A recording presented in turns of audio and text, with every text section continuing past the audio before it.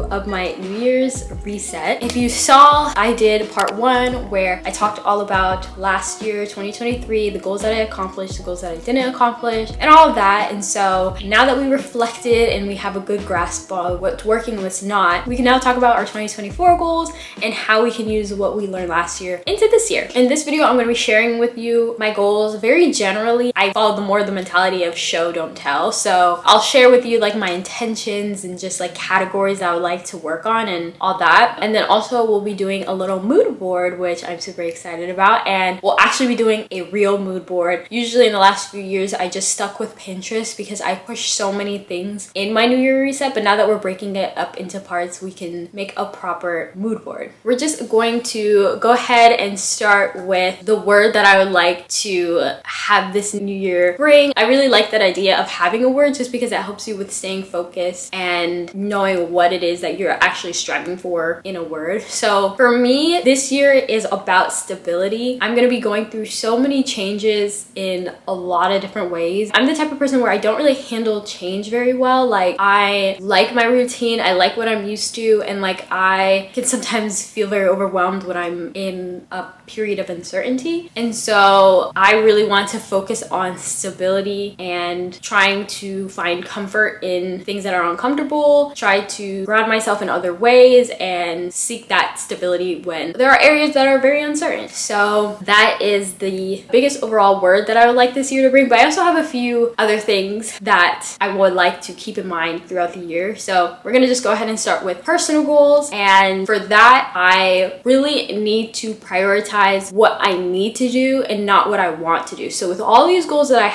have some really shiny, fun goals, but I also have some not so fun goals that it's like more important for me to do but not as fun to do. So one thing that I really struggled with last year is prioritizing and knowing what's more important and not just doing what I want to do, because I succeeded in a lot of different areas but they weren't the most important for my overall well-being. So that's a huge thing that I would like to work on this year, is just putting first what I need to do rather than what I want to do. And then also another big thing that I want to work on is to seek things that add fulfillment to my life. In my teenage years, and sometimes still struggle with this, like I focus so much on consumption and watching things that I just don't feel like adds anything to my life. And so I want to be so freaking picky with what I watch, what I do, what I talk about, like things that are gonna actually make my life feel fulfilling. Like I don't want to just let life go by and like not really take advantage of the things that I have. Like when it's a beautiful day, I want to go outside and see what I can do with that sunlight. I want to have more quality time with people. I want to go on picnics. I want to go to museums. I want to do little tiny wholesome things that I feel like I haven't been doing, and I'm just like, oh, it's a beautiful day outside, let me watch a video, you know what I mean? And like even with reading books, like I love to read books, y'all, you know that, but like I need to not just read books, you know what I mean? Like I need to like do things for me and like live life. Just like social media can be something that sucks you in, books also can do that. And like I love being sucked into books, that's why I read them. But then also it can just be a distraction, and I want to be able to have a nice balance of things, even if it means reading a book outside at the beach. Like I feel like I'm not taking for granted how beautiful outside is and life is, and even just like making sure I'm using my body parts, like moving my legs, my arms, experiencing life to the fullest, you know what I mean? And that doesn't necessarily mean like travel the world and cure cancer, but even just the little things. I really want to like seek fulfilling moments with myself and with other people and plan to do things. And that's also something coming from an introvert, where I love to be by myself and be indoors and all that stuff, but like there's a whole world for me to explore and do things with, and I just don't want time to go by. Like time is going by so fast. I cannot believe I'm 24 years old. Like that is wild to me, and like time is just gonna keep going whether I like it or not. So I really want to make sure that I'm like not taking anything for granted and like making sure I'm experiencing life. So those are like the biggest personal goals that I have and intentions that I have for this year. I feel like it'll help me a lot with the other goals that I have as well. So yeah, moving on to hobbies. Again, want to continue doing that, and it adds to like the fulfillment aspect that I was mentioning. And I want to do more things with my hands and like creating stuff, and I already have a lot of hobbies that I used to enjoy doing, so I want to definitely continue with that and find new locations locations that I can do that rather than just staying indoors, and also continuing to read. On my Goodreads account, I put a goal of 50 books, but honestly, I don't take it very seriously. Honestly, it's about the quality of books that I'm more focused on. I just think it might be cool to read more than 35, but I just put 50 just to see, but I'm not taking it very seriously. But a real goal that I actually have, and I have no problem talking about, is that I want to find 5-star reads. Last year, I only had about 3-ish. I'm counting the Shatter Me series as one entity. But yeah, I only had 3. So I want to find good books where I can be like, y'all, you need to read this. Like, I feel like I kind of follow trends and see what's going on and like be like, oh, people like this book, let me read it. But like, now that I feel like I've read quite a lot of books, I know what I might gravitate more towards. And if it doesn't sound like something I would really enjoy, let me not waste my time reading it just because everyone's talking about it and maybe I want to add to the conversation. I just want to find good books that I would really enjoy reading and like be more picky with my book selections and just try to find actual quality books. So that's like a huge one. Then for health and wellness, we already knew this was coming. This is the biggest one in terms of what I need to do instead of what I want to do. I gotta prioritize this above all else because none of these goals are gonna come if I'm not healthy. You know what I mean? So I have some specific goals that I wrote down, but just overall get better with that. I would like to try to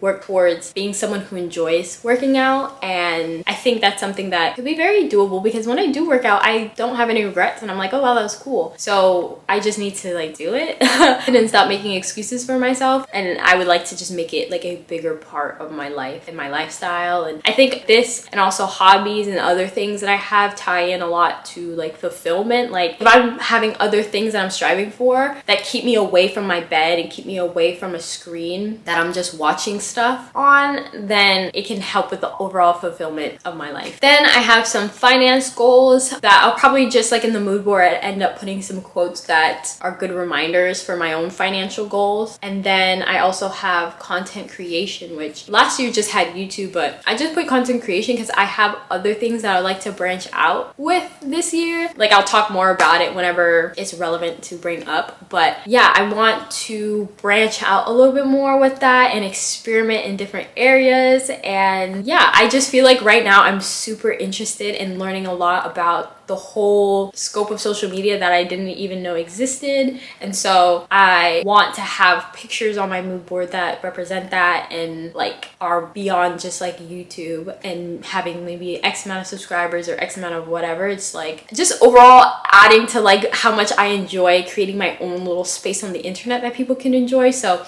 your girl is spreading. That's a weird word. Maybe expanding is a better word. Yeah, okay. Those are, for the most part, all the intentions, the vibes, without going into like crazy specifics. I already started putting some pictures on Pinterest. I'm gonna just keep adding pictures to it, and then whenever I feel like I have enough, then we're gonna move over to Canva and we're going to make a little mood board that helps us visualize what it is exactly that we want to strive for. So I am super excited. I'm gonna go ahead and continue putting pictures on Pinterest, and then I'll catch up with you guys when it's all done. So it's actually the next day. I really wanted to get everything done yesterday, but I also did not want to rush everything, and I didn't want to just pick pictures that looked pretty or anything like that. But we have it now and I'm super excited. I really love the way it turned out. So let me go ahead and show you. So this is her. Honestly, I'm kind of obsessed. I feel like it's such a different vibe than what I was going for last year. I mean, also this is an actual mood board that I made on Canva instead of just leaving it on my Pinterest.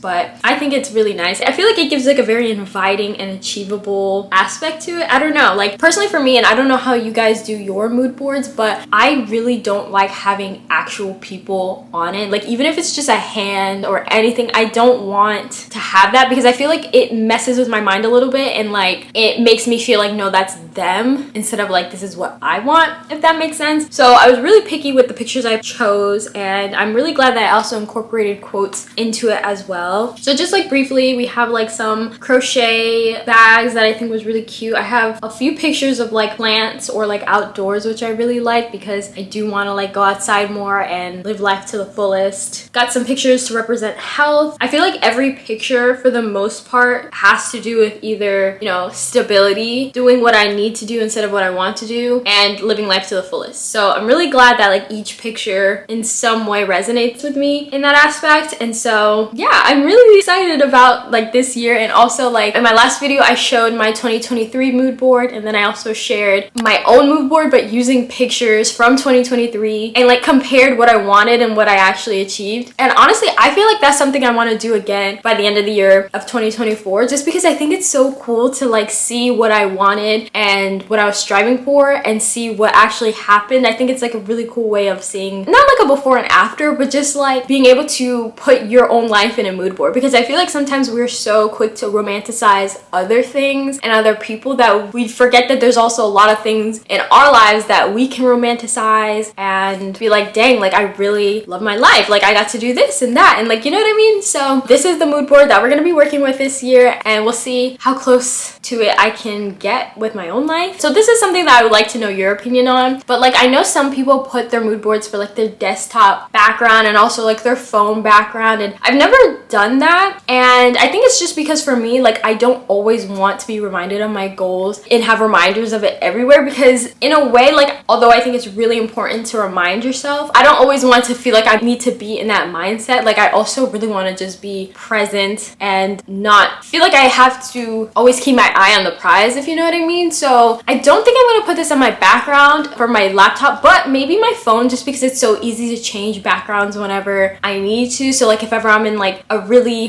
driven point in my life and I have a lot of like moments of discouragement, I can always go back and look at my mood board to keep me aware of what I'm striving for. But I don't know about like just keeping it always on my devices. But I'd like to know your opinion on that. Like I really like the idea of like putting it for my Notion page, because we're gonna do a whole Notion makeover. So I think that that would be a really cool way to be reminded of my goals, only because it makes sense, right? Because I'm going to be working towards my goals every time I'm on that page. But I don't know about like just the day-to-day life, especially like if I'm doing something else, like I'm out with my friends or family or really like enjoying my time doing something by myself or whatever, and like I look what time it is and then my goals are in my face. I don't know, that could just be me. Like this is just me assuming what I feel like it will be like, and I can get stressed pretty easy. So like if I see like, oh shoot, I'm nowhere close to like achieving these goals, I'm stressed. Like I don't want it to like, I don't know, kill my vibe if I'm just trying to do something else. Maybe I'm thinking too into it. I would love to know what you guys do with your vision boards. But yeah, I think that is it for part 2 of our 2024 reset. I'm planning to do one more video. I'm a little bit nervous about it because it's a new part of the reset. Usually we just reflect and set new goals, but I think for the next one we're gonna, like I said, do Notion revamp a little bit and be a little bit more strategic on how we can actually achieve goals. So if you want to keep up this pace with me, then make sure you have already reflected on your goals, make sure you got your mood board all set, and then in the next video we can use all the information that we have and be able to tackle the next year in a way that can set us up for success. So thank you guys so much for watching. I hope you enjoyed this video. Be sure to follow me on Instagram if you like me, and subscribe to this channel if you like me. If you made it this far, then you know you like me, so why are you even like denying it at this point? So let's make it official. Be sure to subscribe, and I'll see you guys next week. Bye.